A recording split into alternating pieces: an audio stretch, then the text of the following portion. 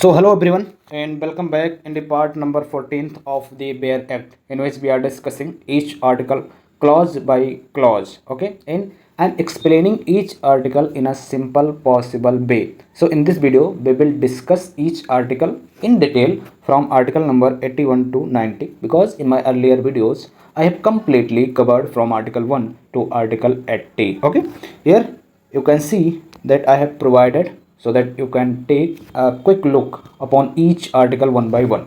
So article 81 talks about the composition of the Lok Sabha, and you will not find the mention of the Lok Sabha in the Constitution of India. Instead of it, you will find the mention of the House of the People.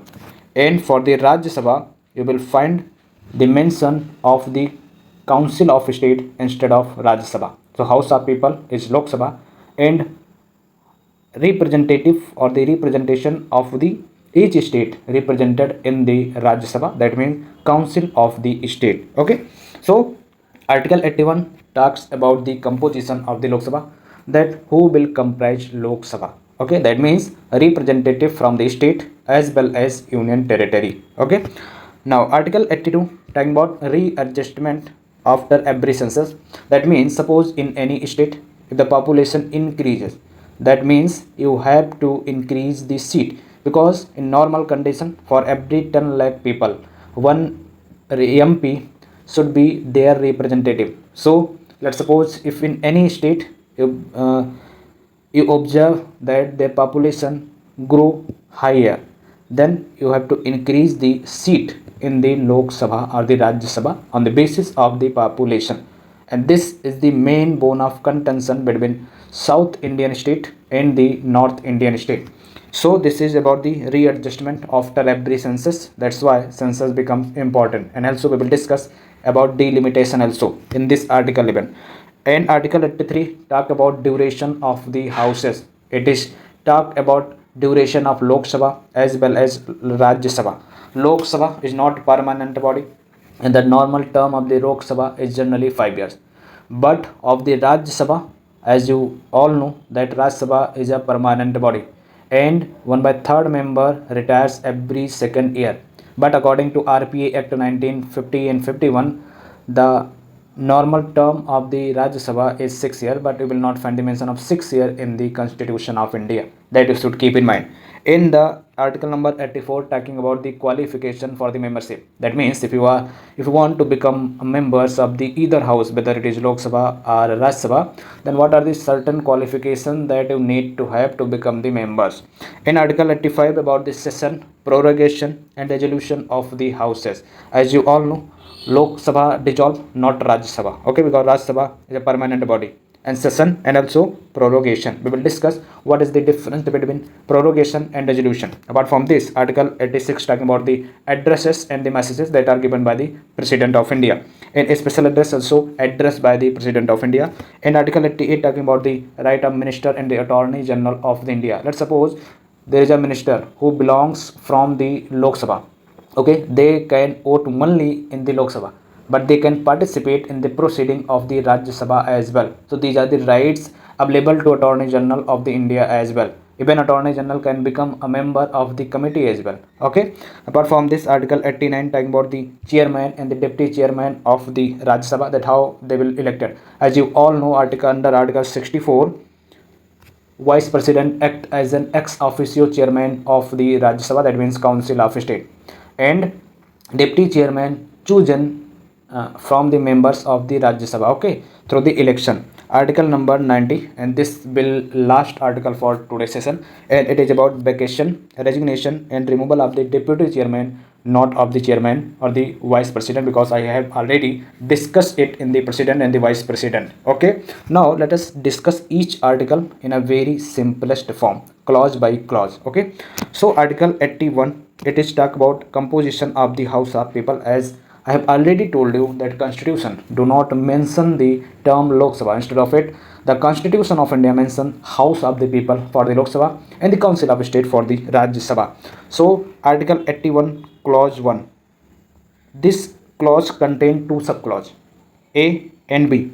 In the subclause A of the clause A of article 81 talking about that the representative from the state will be 513 numbers. That means including all the states, 530 members should be their representative in the Lok Sabha. That means constitution itself telling you or describing you that from the state there will be 530 member, and these 530 member will be elected by the people by the direct election from the territorial constituencies of the state. Apart from this, 20 members are the representative from the UT as well. Okay, because UT must have representation in the Lok Sabha, so you will find that the not more than 20. Okay, so maximum number of the MP is mentioned in the constitution that will be chosen as a representative by the people from the state, because not more than 530, and from the UT as well. So yes, you will find the reference of the maximum number of the MP from the state as well as from the UT, but you will not find the minimum number of MP who are representing the state. Okay, now one more important fact that you should keep in mind, that how representative of UT will be chosen, and I mean the manner of choosing MP or the representative from the UTs completely lies with the parliament. Parliament will frame a law according to which representative from the UTs will be chosen. That is the simple meaning. That power lies with the parliament. That you should keep in mind, because it is very important fact. And seats are allotted to state so that as far as practicable the ratio between the number of seats and the population is similar among the state.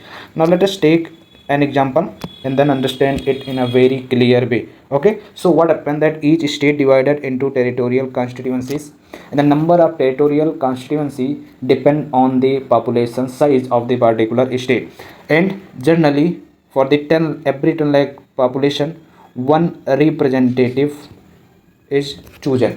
Okay, so in UP, let's suppose 25 CR population. Okay, 25 CR, for every 10 lakh one representative should be represented in the council, Lok Sabha. Okay, now if the population of the UP is 25 crore, okay, then as you all know how many seats should be in the Lok Sabha or Rajya Sabha. This is just an example, right? And let's suppose for example Tamil Nadu, if there is 12 crore population, do you think that number of the representative from the Tamil Nadu will be in less number as compared to the UP? Okay, so this is how territorial constituency decided upon. And the most important fact, that it should be like similar throughout the state. Okay, that simple means that number of the representative from each state should be from the on the basis of the population. That is the simple meaning. Okay, and this is by the way clause 2 of the article 82. So 81 clause 1 has two subclause A and B. It is talking about the state representative 530 not more than, and B is talk about the number of the representative from the UTs not more than 20. Okay, that will become 550 members. 30 plus 20, 550 members plus 2 Anglo-Indian, but as you all know that it is done away with. Okay, article 82 talking about that the ratio of the number of seats in the population is similar among the states. Okay, that means ratio of the population, ratio of the MP to the ratio of the population should be somehow same on in the all state. Okay, that means number of the representative from the each state should be based on population. That is simple term. Okay, so constituencies within a state should have broadly similar population to seat ratio. That is should be like in UP, Bihar, Madhya Pradesh, everywhere should be same, and the formula should be calculated same. Okay, so when the constitution uses population for this purpose, the relevant census figure are used. So for example article 81 talk about the composition of the Lok Sabha. Okay, and one more important thing about the clause 3, that means article number 81 clause 3, that means population according to the relevant figure. But as you all know, for the Lok Sabha constituencies it is freezed, and for now it is taken 1971 census instead of 2011 or 1991 census. No, it freeze through the amendment of the constitution. Okay, because after every census you have to readjust the constituencies based on the population, and that's why through the Constitutional Amendment Act, it got freeze according to 1971 census due to the tension between North Indian and South Indian state. Okay, and it is up to 2026 that to distribute the constituencies in the state. Government believes 1971 census. Okay. Now Article 82 readjustment after each census, that what I have described above. After every census, the allocation of the Lok Sabha seats among the state and the division of the state into territorial constituencies may be readjusted, maybe, okay, according to the law made by the parliament. So what happened that after every census, parliament can provide delimitation or the readjustment of the seats among the state, apart from the state, readjustment of seat among the territorial constituencies. Okay, but one more important thing, that the constitution contain a provision that postpone the effect of certain adjustment, and the present constitutional framework retain the relevant freeze until the figure of first census taken after 2026. Okay, so 1971 census is very relevant because readjustment done by using this census. Okay, now so Article 82 talk about census or the readjustment. It also talk about the delimitation that you should keep in mind. Article 83 talk about the duration of the houses of parliament. That means this article talk about the both Rajya Sabha as well as Lok Sabha. And Article 83 clause 1, okay, Article 83 clause 1 talk about that the council of state, that means Rajya Sabha, is not subject to resolution. Okay, Rajya Sabha will not dissolve, but Lok Sabha can be dissolved after the expiration of the 5-year term or even before a precedent thing. And 1/3 of the members of the Rajya Sabha or the Council of State retire every second year according to law made by the Parliament. Okay, so Rajya Sabha is a permanent house. It never completely dissolved. In every 2 years, approximately 1/3 member retires. Okay, now 83 clause 2. The house of the Lok Sabha normally continue for 5 years from the date of appointed for its first meeting unless it is dissolved earlier. Okay, so Lok Sabha's normal life is 5 years, but it can be extended during the national emergency, that I will discuss it. But as you all know that I am discussing bare act, right? So whatever information or the content mentioned in the each constitution, each article of the constitution, we will discuss only that. Okay, so that you can memorize, you can remember, and you can put the information in your mind about certain article. Now, but the president can dissolve it earlier accordance with the constitution of the according with the constitution. Okay, so the normal life of the Lok Sabha can be extended beyond 5 years if there is an emergency. Okay, so the normal year, no, it can be extended of the Lok Sabha, but one more important thing, that it should not be extended more than 1 year at a time. Okay, and not beyond 6 months after the emergency end. So after the emergency end, it can be extended only to 6 months, and if no emergency ended, that means you can extend the period of the Lok Sabha 1 year at a time. Okay, 1 year at a time. So emergency does not automatically extend Lok Sabha. No, that extend or the, if you want to extend the tenure or the time of the Lok Sabha, the duration of the Lok Sabha, then you have to make a resolution in the house, and that resolution should be passed. Okay, then only, that means from the approved from the house, then only you can continue the extension period of the Lok Sabha. Okay, so it is binding by the law. Now Rajya Sabha permanent member and the Lok Sabha normally 5 years. Article 84 qualification for the membership of the parliament. So if you want to become a member of the parliament, then you must satisfy some basic requirements. And clause 1 is about that you should be a citizen of India, and also you must take or subscribe to the prescribed oath or permission before an authorized person. Okay, apart from this, you can also learn, or you can also hear that simple explanation is provided that the first requirement to become a member of the parliament is to be Indian citizen, and you require oath or affirmation. Now clause B, clause 1 is about that you should be Indian citizen. Okay, you should be a citizen of India. Clause B talking about the age criteria. For the Lok Sabha, you must be 25 years, and for Rajya Sabha, you must be 30 years. Okay, so the minimum age for the Lok Sabha is 25 years, and minimum age for the Rajya Sabha is 30 years, but you will not find the mention of the maximum year. Clause C is about that if Parliament wants that there should be other additional criteria or the qualification to become a member of the parliament. Then parliament has the power to make the law, okay, to effect such provision. Clear? That's why parliament enacted RPA Act, okay, 1950, Representation of People Act 1950 and 1951 as well. Okay, so Article 84 contains 3 clauses: citizenship, oath. Okay, you should be citizen of India. You must to subscribe oath, age and other qualification. These are included in one clause. Age second and other qualification is third clause. Article number 85. Article number 85 is about session of the parliament, prorogation and a dissolution.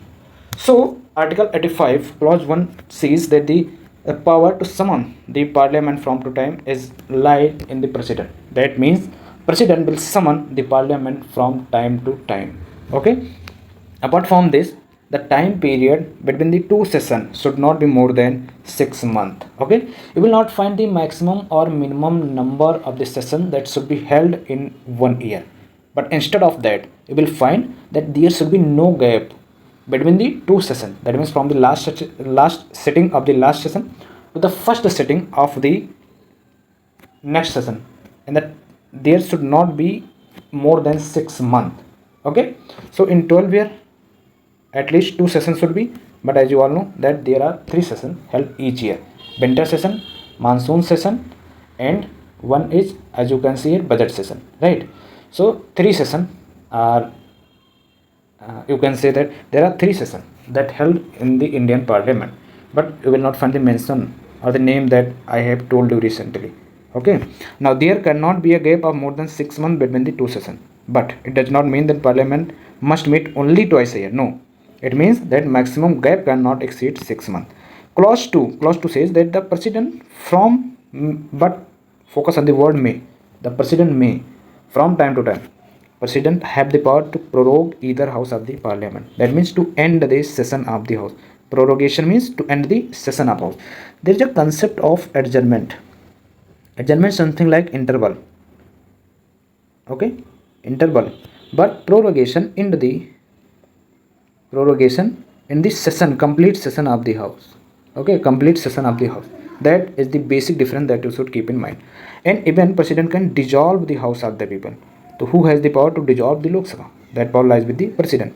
Apart from this, that you should know the difference, that what I have explained, that prorogation in this session, but the dissolution in the term of the Lok Sabha. And adjournment is basically something like interval or the lunch. Okay. Now Article 86, right of president to address and send messages to the house. Who has the authority or who has the power according to Constitution of India to address the house? That power is with the president. Okay, its clause 1 says that the president may address each house separately or the both houses together. Okay, so there is not binding that president should address each house separately, or president should address both the houses together. No, it is totally upon the president, and the president will decide what the way she or he, or me, I mean president, will follow. If they want to address together, they can. If they want to address the houses independently, they can. So it is completely with the president. But one more important thing, that president may also require member to attain this purpose. Okay, so president has the constitutional right to address the parliament. Clause 2, okay, of article number 86. Clause 2 says that president may send messages to either house regarding for what? If there is a bill pending before the parliament or any matter, okay, other matter. So parliament can send message. It is mentioned in clause 2 of article 86. Okay, so the house receiving the message must consider the matter as soon as practicable. But you can observe here that there is no definite time period. Okay, as soon as practicable. Clear? So the president can send a message to either house, and the house has to consider the matter. So article 86 about the president can address and can send message. I have discussed these two clauses. Clause 1 of 86 is about the president can address both houses together, or they can also address independently, and even they can send the message to the both houses if president thinks that if there is a certain need to discuss the matter of urgent or the important, okay, or any bill pending in the parliament, then parliament can, president has the power to arrange the sitting of the parliament. Article number 87 is special address by the President. President of India address the Parliament or they address the nation two times. When New Year begin and when first session of the New Year. First session of the New Year, okay, and then when election held, when new election held, and the members had its first meeting. So the president gives a special address to both the houses assembled together.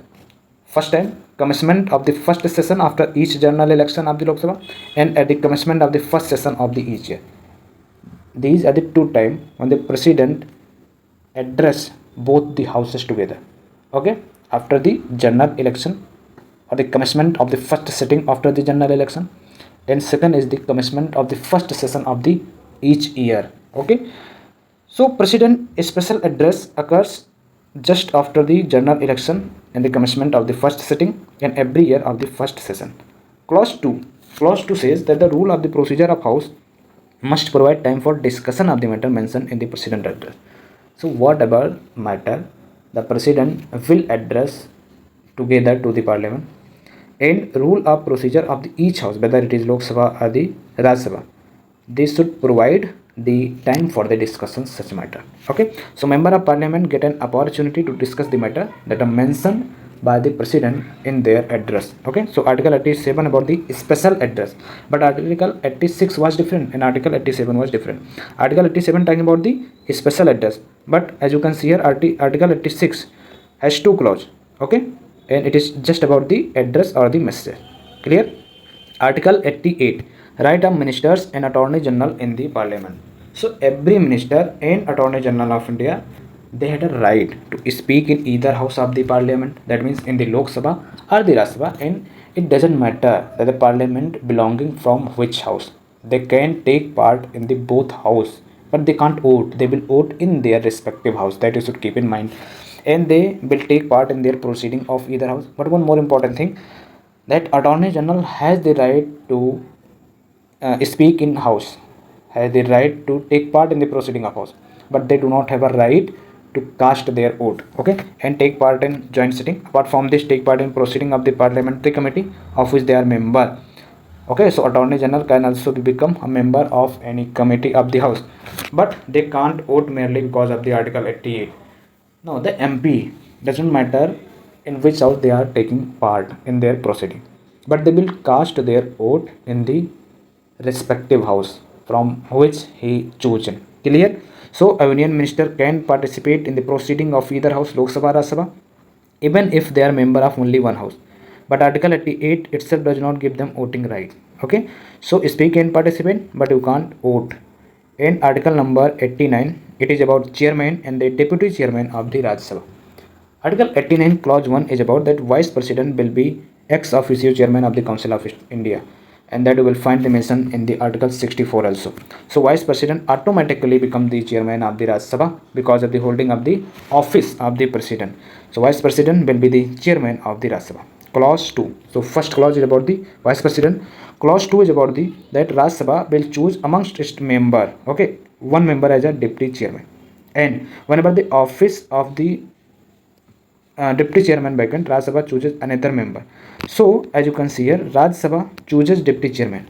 Okay, Rajya Sabha chooses deputy chairman, and vice president has a different type of election that I have discussed it already. And vice president is the ex officio chairman of the Rajya Sabha, and the deputy chairman must be a member of the Rajya Sabha, and it is same also of deputy speaker as well. Okay, so article 89, vice president will be chairman, and Rajya Sabha member will choose one member among itself.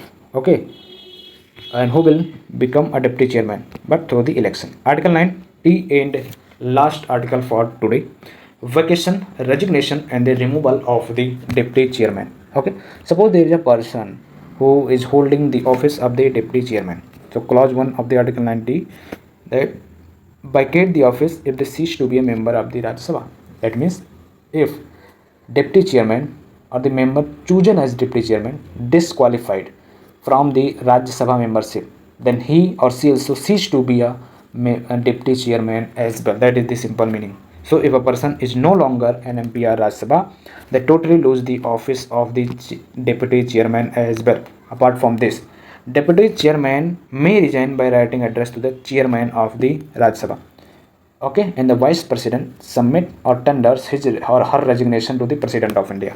So deputy chairman, if wants to resign, they can submit his resignation to the chairman or the vice president. Clause 3.